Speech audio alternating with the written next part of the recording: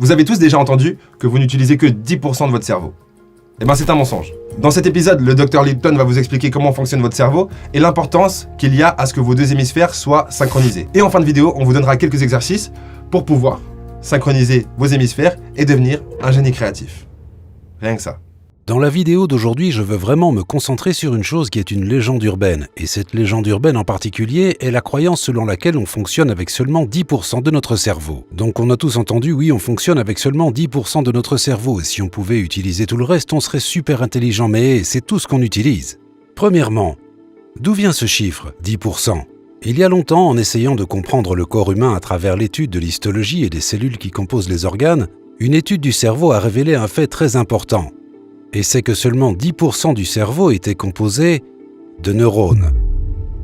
90% des cellules du cerveau n'étaient pas des neurones, mais ce qu'on appelle du tissu de remplissage ou de soutien, à qui on a donné le nom de cellules gliales. Ce qui est très intéressant à ce sujet, c'est que dans le cadre du principe du neurone, la théorie du neurone, on croyait que les neurones étaient les cellules fonctionnelles du cerveau, et les cellules gliales étaient là plus ou moins juste en soutien.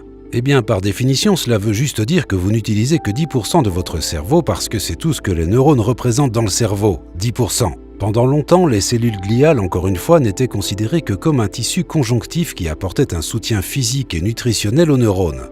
Mais ces dernières décennies, ce que nous avons commencé à constater, c'est qu'il y avait une incompréhension à l'égard des cellules gliales. Les cellules gliales sont en fait beaucoup plus importantes pour le fonctionnement des neurones qu'un simple soutien physique. Les cellules gliales peuvent inhiber ou activer les neurones. Les cellules gliales se connectent aux neurones. Les cellules gliales peuvent contrôler l'activité des neurones. Donc tout d'un coup, ces cellules gliales que l'on percevait comme des cellules passives dans le cerveau s'avèrent être, en réalité, fonctionnelles et elles intègrent la nature du fonctionnement du cerveau. Et une manière de voir ça avec une analogie simple. Imaginez que les neurones sont les noms dans une phrase et que les cellules gliales sont les verbes et les adjectifs et les adverbes, les compléments de tous les noms. Donc, les cellules gliales créent une image d'ensemble, donc les neurones sont comme un bonhomme allumette et quand vous ajoutez les cellules gliales, vous complétez la nature de l'être humain dans son ensemble. Donc les cellules gliales deviennent une partie intégrante et très fonctionnelle de toutes les activités neuronales. Donc le concept de la théorie du neurone qui disait « seuls les neurones sont impliqués dans le fonctionnement du système nerveux », il s'avère que les cellules gliales le sont aussi. Donc maintenant, on n'a pas affaire à 10% du cerveau, on a affaire à 100% du cerveau. Oui, vous avez accès à 100% de votre cerveau en tout temps. Mais cela signifie-t-il que nous utilisons vraiment tout le cerveau tout le temps? La réponse est non. Parce que ce que nous commençons à découvrir, c'est que lorsqu'on commence à vivre en reproduisant des schémas et des habitudes, ce qui se passe, c'est que nous activons seulement certaines connexions neuronales qui sont des connexions habituelles. Et par conséquent, ce sont les connexions qui sont privilégiées dans notre vie quotidienne. Mais si vous pouvez avoir une activité dans tout le cerveau, vous pouvez améliorer votre conscience et votre vigilance et votre capacité à contrôler votre vie. Donc en gros, ce que ça veut dire, c'est qu'on peut utiliser tout notre cerveau en commençant à penser aux choses dans leur globalité au lieu de simplement rejouer des programmes récurrents qui reviennent encore et qui activent les mêmes chemins cérébraux.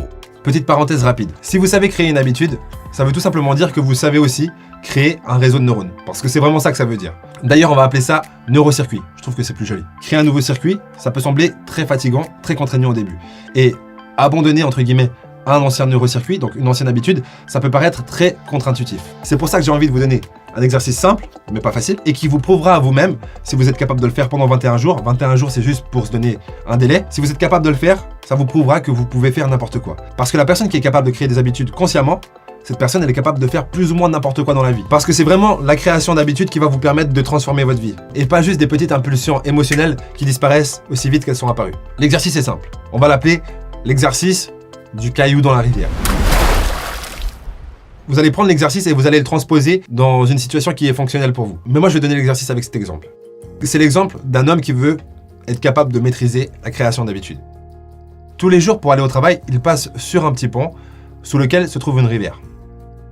Si cet homme se dit que tous les jours, pendant 21 jours, il jettera un caillou dans la rivière en passant sur ce petit pont et qu'il arrive à le faire, cet homme est inarrêtable. Mais par contre, s'il loupe un seul jour, ça ne compte pas. L'exercice se trouve dans le fait de le faire tous les jours. Mais s'il passe le petit pont et qu'en le passant, il se rend compte « Oh, merde, je viens d'oublier », important, Machine arrière, les gars, vous revenez en arrière, vous jetez le caillou dans la rivière. Sinon, vous repartez à zéro. La personne qui est capable de faire ça pendant 21 jours de suite avec un truc autant pas important, alors peut-être qu'elle sera capable de le faire pour des choses qui sont plus importantes pour elle. Peut-être. Donc pour que ça soit pertinent, une fois que l'on commence à s'engager dans une activité cérébrale globale, nous optimisons nos capacités en tant qu'être humain sur cette planète. Et maintenant, nous commençons à découvrir qu'il y a de nombreuses manières de stimuler et d'activer tout le cerveau. Certaines d'entre elles consistent en de simples exercices, comme quelque chose qu'on appelle la gymnastique cérébrale. Et la gymnastique cérébrale, c'est des exercices très intéressants d'intégration du corps et du système nerveux. Ma main droite est contrôlée par mon hémisphère gauche. Ma main gauche est contrôlée par mon hémisphère droit. Mais voilà un fait intéressant.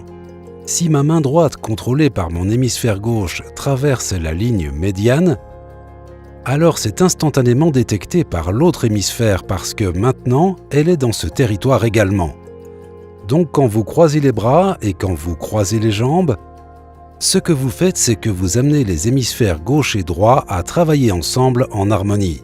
Lorsque l'on active la synchronisation du cerveau, que l'hémisphère gauche et droit fonctionnent ensemble simultanément, ça active une sorte de super apprentissage. Avec les deux hémisphères qui travaillent en symbiose, nous avons beaucoup plus des caractéristiques supérieures propres aux fonctions neuronales. Toutefois, après l'âge de 7 et 8 ans, on commence à exprimer ce qu'on appelle la dominance cérébrale. C'est-à-dire que durant la journée, on n'a pas de synchronisation des deux hémisphères. Durant la journée, c'est comme une forme ondulatoire. Parfois, on est plus dans l'hémisphère gauche, parfois on est plus dans le droit. Puis ça revient au gauche et encore au droit. De sorte qu'on sollicite un hémisphère à la fois. Ça s'appelle la dominance cérébrale, quand un hémisphère domine l'autre hémisphère. Eh bien, c'est pertinent parce que intégrer nos vies est très difficile avec la dominance cérébrale pour une raison qui est simple. Comme il a été suggéré, l'hémisphère gauche est basé sur la logique et les détails. Notre hémisphère droit est en fait associé aux émotions et globalité.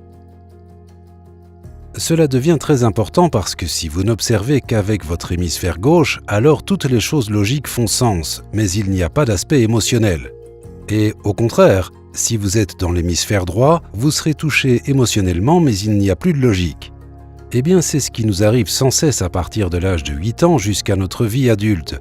Si vous parvenez à synchroniser les deux hémisphères pour qu'ils coïncident, alors vous actionnez la logique et les émotions en même temps.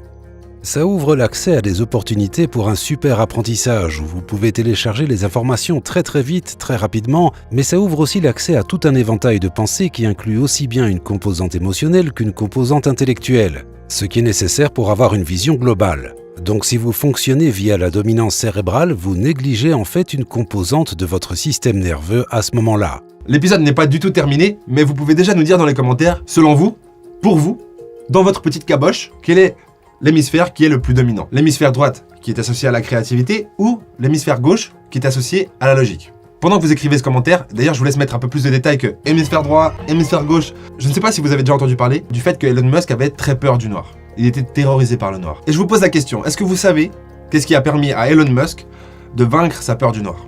Les plus malins d'entre vous, vous allez dire, parce que vous connaissez l'histoire, c'est grâce aux photons, ou grâce au fait que Elon Musk a réalisé que le noir était juste l'absence de photons dans une longueur d'onde de 400 à 700 cacaboudins. Mais selon moi, c'est pas réellement la réalisation de l'absence de photons qui l'a aidé à vaincre sa peur du noir. C'est plutôt l'équilibre entre ces deux hémisphères. Il avait une approche émotionnelle au noir, et il a équilibré cette approche émotionnelle avec une approche logique. Ce qui lui a permis, selon moi encore une fois, de diminuer l'intensité de la réponse émotionnelle. Il y a des études qui ont été faites sur des personnes qui ont des traits de personnes qui sont capables de maîtriser la pleine conscience, et ces personnes ont été mises dans un scanner. Ensuite, ils ont fait flasher des images avec des expressions faciales qui invoquaient différents types d'émotions, et lorsque la personne dans le scanner était capable de nommer l'émotion que l'image avait générée, à ce moment-là, elle était instantanément libérée du stress généré par l'image. Donc ça veut dire la capacité d'observer ce qui vous arrive est la meilleure façon de diminuer l'intensité de ce qui vous arrive. Donc si vous faites un exercice de gymnastique cérébrale où vous croisez les bras et les jambes, quand vous faites ça, vous commencez à intégrer les deux. Curieusement, quand les hémisphères sont synchronisés, on est beaucoup plus calme, serein, et on est capable de réellement exprimer des fonctions neurologiques qui nous servent de structure de soutien. Et c'est pourquoi il est très intéressant quand vous rentrez chez vous et que vous vous détendez le soir, que parfois vous vous retrouviez avec les chevilles croisées assis sur votre chaise. Sans même savoir ce que vous faites, en croisant vos chevilles, vous actionnez en fait tout un processus cérébral. Donc, si vous êtes stressé par exemple dans la journée, ou vous voulez juste vous détendre à la maison le soir, croisez vos bras et vos jambes, actionne en fait les deux hémisphères, ce qui apaise le système, mais actionne tout un processus cérébral, donc vous devenez beaucoup plus efficace en étant détendu. Donc si vous vivez un moment difficile dans la journée, prenez juste un moment et croisez les bras et les jambes, maintenez-les ensemble et attendez juste 3 à 4 minutes et vous sentirez l'apaisement prendre le dessus. Et pendant cet apaisement, vos fonctions neurologiques seront totalement amplifiées. Lorsque nous commençons à fonctionner à travers des schémas qui se répètent tous les jours, on commence à exprimer des connexions très spécifiques qui sont sans cesse réutilisées. Et par conséquent, on néglige en fait beaucoup de fonctionnalités cérébrales et on accomplit juste les habitudes, les schémas qui se répètent encore et encore. Donc en gros, ce que vous devez réellement comprendre, c'est ça. On peut utiliser 100% du cerveau, mais si on répète sans cesse les mêmes schémas, on n'a pas besoin d'utiliser 100% du cerveau. Donc, une remarque simple. J'aimerais juste vous suggérer que vous commencez à reconnaître que vous pouvez synchroniser vos hémisphères. Vous pouvez faire en sorte que les hémisphères gauche et droit fonctionnent ensemble et rester conscient. Vous utilisez 100% de l'activité cérébrale. Et quand vous faites ça, vous trouvez aussi que votre vie est plus simple, plus harmonieuse et plus saine.